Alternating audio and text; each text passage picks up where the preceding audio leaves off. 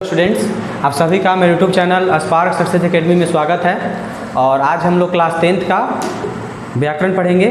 ठीक है, जो आपके मतलब एग्ज़ाम में बहुत ज़्यादा महत्वपूर्ण है ना। इसमें आपको देखिए, व्याकरण में आपको पिछले वीडियो में व्याकरण का जो पिछला वीडियो डाला गया है उसमें आपको वर्ण, शब्द, वाक्य है ना तक लगभग हो गया था।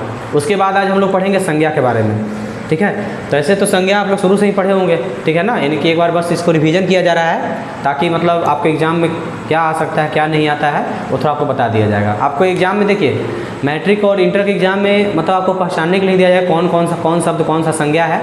ठीक है ना, बाकी इससे कुछ ज़्यादा परिभाषा तो अब तो पूछा ही नहीं जाता है। अब तो ऑब्जेक्टिव का है ना, ऑब्जेक्टिव क्वेश्चन ही सिर्फ आता है। तो समझिएगा, देखिए संज्ञा तो जानते हैं कि जितना भी व्यक्ति जितना भी वस्तु यानी कि व्यक्ति या वस्तु या भाव के नाम को क्या कहते हैं, हम संज्ञा कहते हैं। यानी कि आप इस संसार में है ना अपने अगल बगल जितने भी चीज़ों को देख रहे हैं, जितने भी चीज़ों को अनुभव कर रहे हैं, महसूस कर रहे हैं, सब क्या है, संज्ञा है। यानी कि सब चीज़ संज्ञा है एक तरीके से, है ना। ये भी जानते हैं आपको मतलब संज्ञा कितने प्रकार के होते हैं, तो संज्ञा 5 प्रकार के होते हैं। कितने प्रकार के, 5 प्रकार के संज्ञा होते हैं।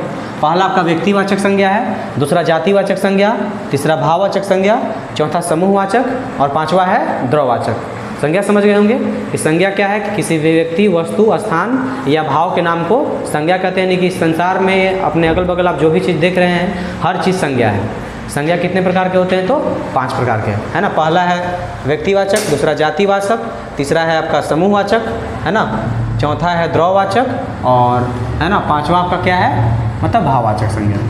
देखिए, तो इसमें सबसे पहले आपको पढ़ना है व्यक्तिवाचक संज्ञा।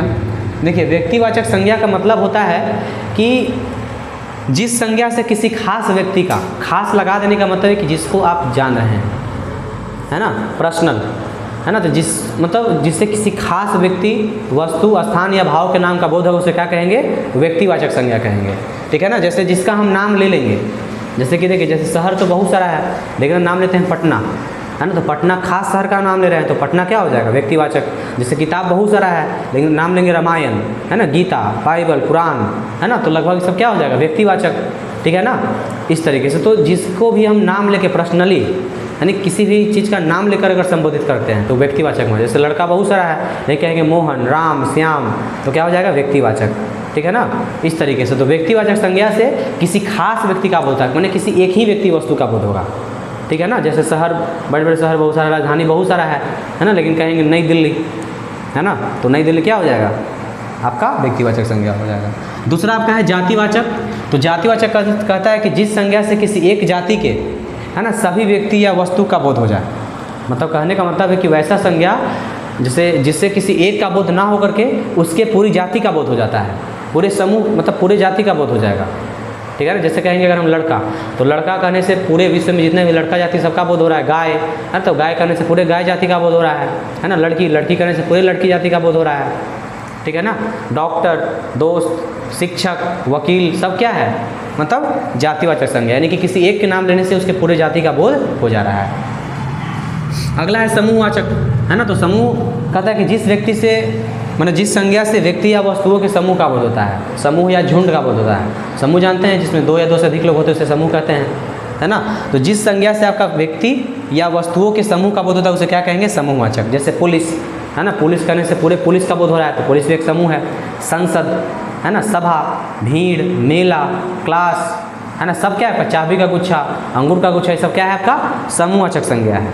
ठीक है, तो समूहवाचक संज्ञा से यानी कि जिस संज्ञा से किसी मतलब व्यक्ति या वस्तुओं के समूह का बोध उसे क्या कहेंगे, समूहवाचक। चौथा आपका है द्रववाचक। तो द्रव क्या कहता है कि वैसा संज्ञा जिसे हम नाप या तौल तो कर सकते हैं, जिसे नापा या तौला तो जा सकता है परंतु हम गिन नहीं सकते हैं, है ना, बस उसका क्वांटिटी बता सकते हैं। ठीक है ना, यानी जिसे हम नाप तोल करके बता देंगे लेकिन उसको गिन नहीं सकते हैं। तो जितना भी घरेलू सामान है, रोटी है, आटा है, चावल है, घी है, पानी है, दूध है, तेल है ना, इसको हम सिर्फ माप के बताते हैं कितना लीटर है, इतना केजी है, इसको हम गिनते नहीं हैं। ठीक है, तो जिससे नापा या तौला जा सके परंतु गिना ना जा सके उसे क्या कहेंगे, द्रववाचक। एक लास्ट आपका है भाववाचक संज्ञा, है ना। तो जिस संज्ञा से व्यक्तियों वस्तुओं के गुण या भाव का बोध होता है, यानी कि वैसा संज्ञा, है ना, जिससे कि मतलब वस्तु का या है ना वस्तुओं के गुण का बोध होगा या भाव का बोध होगा। जैसे कहेंगे बुढ़ापा, है ना, सुंदरता, डरपोक, है ना, कायरता, ईमानदारी, ठीक है ना, बचपन, इस तरीके से सब क्या है, मतलब सिर्फ भाव है, ठीक है, गुण है, ठीक है। तो जिस संज्ञा से व्यक्ति या वस्तुओं का गुण का या भाव का बोध हो उसे क्या कहेंगे, भाववाचक संज्ञा, ठीक है। तो संज्ञा समझ गए होंगे कि संज्ञा किसे कहते हैं, तो किसी भी व्यक्ति, वस्तु, स्थान या भाव के नाम को क्या कहेंगे, संज्ञा कहते हैं। संज्ञा के प्रकार तो 5 प्रकार, ठीक है ना, आपका व्यक्तिवाचक संज्ञा, जातिवाचक संज्ञा, है ना, समूहवाचक संज्ञा, द्रववाचक संज्ञा और भाववाचक संज्ञा। जिसमें व्यक्तिवाचक संज्ञा से किसी, है ना, किसी खास व्यक्ति वस्तु का बोध होता है ना, यानी किसी एक ही व्यक्ति या वस्तु का बोध होगा। जातिवाचक से जिससे एक का बोध ना हो करके उसके पूरी जाति का बोध हो जाएगा, उसे क्या कहेंगे, जातिवाचक। समूह से, समूहवाचक का मतलब क्या होता है, जिस संज्ञा से किसी, है ना, व्यक्ति या वस्तुओं के समूह का बोध होगा उसे समूहवाचक। द्रववाचक यानी कि जिसे हम नाप या तौल तो कर सकते हैं लेकिन गिन नहीं सकते, उसे क्या कहेंगे, द्रववाचक। और भाववाचक जिस संज्ञा से मतलब कहने का मतलब जिसे हम मतलब देख या छू नहीं सकते हैं, बस सिर्फ महसूस कर सकते हैं, ठीक है ना, यानी कि जिससे वस्तुओं का मतलब व्यक्तियों के गुण या भाव का बोध होता है उसे क्या कहेंगे, भाववाचक संज्ञा कहेंगे। तो इस तरीके से आपका संज्ञा इतना ही है ना। इसी में से आपका एग्जाम में आते रहते, जैसे पूछ जाए बुढ़ापा कौन सा संज्ञा है ना, रोटी कौन संज्ञा है ना, समूह कौन सा संज्ञा है, सभा कौन सा संज्ञा है, ऐसे ही आपके एग्जाम में क्वेश्चन आते रहेगा, ठीक है ना।